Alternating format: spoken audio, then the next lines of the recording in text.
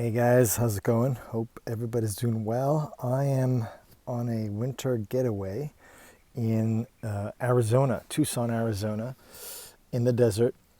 As you can see, nice and warm. There's cacti everywhere. It's crazy.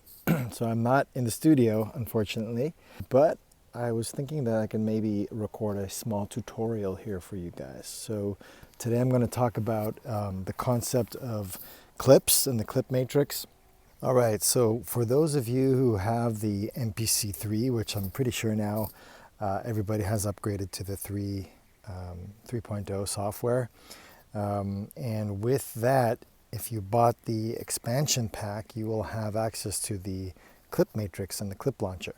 So what is a clip? So basically a clip is a sequence of sounds from a given instrument or drum kit that loops or repeats after a designated amount of time or length. For example, after one bar, a sequence of sounds will repeat or loop around and play over again. So that's all that a clip is. So typically one clip is dedicated to one sound. So the sound source of a clip comes from one instrument or a drum kit or a dedicated track. So when you have like 2 or 3 or 4 or more clips playing at the same time, in essence, it's really like a mini sequence that you would have like in your MPC software. We're all used to the term the sequence, right? You have multiple tracks. You know, the clips are the same thing. If you launch 3 or 4 clips together, it's like having a mini sequence. So what is the purpose of a clip? You know, why not just use the linear arranger in the new MPC software? You know, I thought about it, and you could break it down into 3 big ideas for clips, right? So one potential use for a clip is to use it as a scratch pad or a sketch pad, or however you want to call it, right? A draft.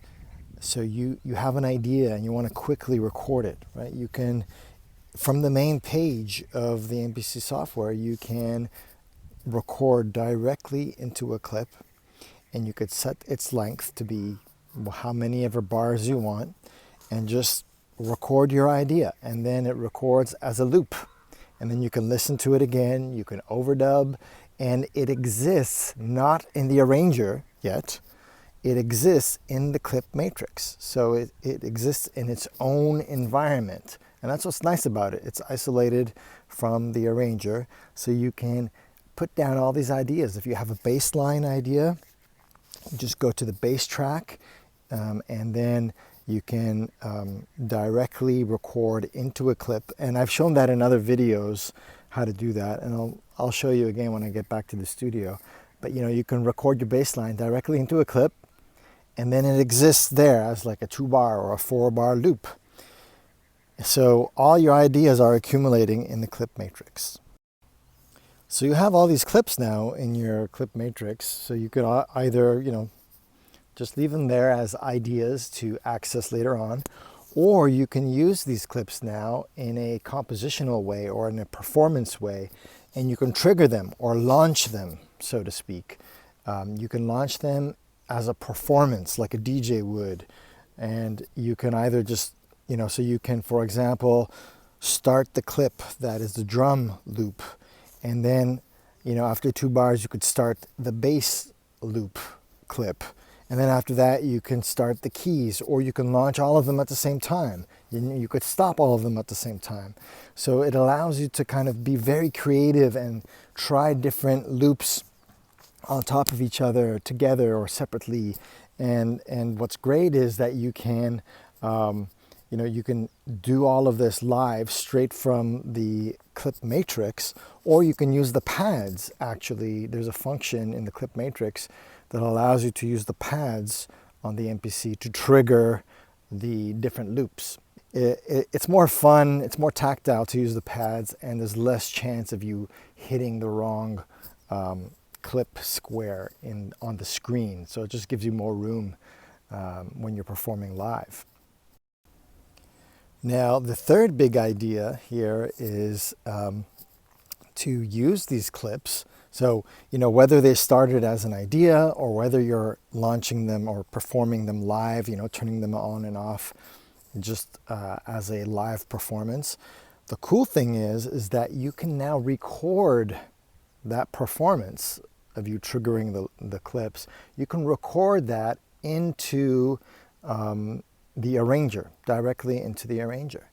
And it's very easy to do. Basically, you just, when you're in the clip matrix, and I'd have to show you this in a video, and I have done it in my previous video, so make sure you check out my channel. You basically hit record and you choose record to arranger. There's a prompt that will ask you to record to the arranger. And then you just start launching your clips. So let's say you start with your drum loop, plays for 3 bars or 4 bars, and then your bass, you trigger your bass loop, that comes on. And all of that is being recorded in real time as you're launching those clips, right? And that will be automatically recorded into the arranger. Your performance that you did, you can capture that in the arranger, and then it becomes like a linear song right in the arranger. So that's fantastic. The other thing you can do also is to copy your clips into the arranger. So similar to recording the live performance, but with the copy function, you don't have to actually do, rehearse a performance, so to speak, and record it and make sure you don't make mistakes. You can copy one clip at a time into the arranger, all right?